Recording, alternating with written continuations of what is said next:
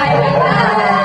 Halo guys. Welcome back to Figur Bangsa, the podcast where we don't just tell you who our national heroes were, we explore why they matter. Today we're spotlighting Supomo, the man behind some of the deepest philosophical of Indonesian constitutional law. You've probably heard his name in civic class or textbooks, Bapak Konstitusional Indonesia. But what did they really mean? What kind of visions did Supomo have for this country, and how is it still shaping how we live today? Let's find out together. We're gonna talk about the man before Constitution. Supomo was born in Sukoharjo on 1903 in the colonial era when Indonesia wasn't even a country yet. Coming from a Japanese aristocratic family, he had the privilege of education, which he took seriously. Okay, after studying in law in Batavia, he continued to Leiden University in the Netherlands, one of Europe's top law schools at that time. But here's the twist. While learning Dutch law, Supomo started questioning it. He saw that Western legal frameworks, with their emphasis of individual rights and rigid separation of power, didn't quite fit the social fabric of Indonesian society. Supomo wasn't working alone in the BPUPKI, that's the body preparing for Indonesian independence. He worked alongside other brilliant minds like Sukarno and Muhammad Yamin. He brought something different. Yamin pushed for strong civil rights. Sukarno emphasized ideology and unity. And Supomo brought structure and soul. They debate, they disagree, but they also respected each other's vision and combined their strength.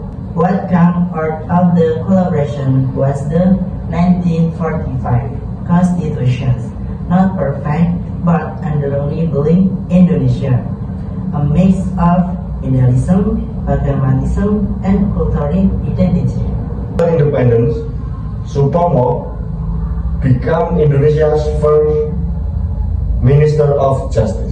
He could have taken the easy road and just reduced Dutch legal codes, but no, he kept advocating for national law rooted in Indonesian values. He believed law wasn't just about regulation, it was about creating a sense of justice that people could believe in. He pushed for legal education, legal reform, and justice accessibility, especially for rural Indonesia. Let's be honest, Indonesia today is not exactly the ideal vision Supomo had. Our democracy has grown, but there are still tensions between individual rights and collective harmony. That's why Supomo still matters. He challenges us to ask, how do we build a legal system that's truly ours, not just in language, but also in spirit? His ideas about unity are outdated. They're warning against division, against executive, individualism, and again forgetting our roots. But we also to keep pushing. Integralism is powerful, but it must not justify authoritarianism. That's the fine line we walk. Supomo gave us a foundation. It's up to our generation to keep building. Supomo wasn't flashy. He didn't chase fame or fortune. He gave us something deeper, a framework for nationhood that still equates today. He showed us that legal system should reflect people, not just power, and that being Indonesian means embracing togetherness, even in governance. Law is not just law, it's culture, it's history, it's who we are. Okay guys, that's it from us for today episode of Figur Bangsa. Next time, we'll dive into another voice from the past one that that's still shaping our future.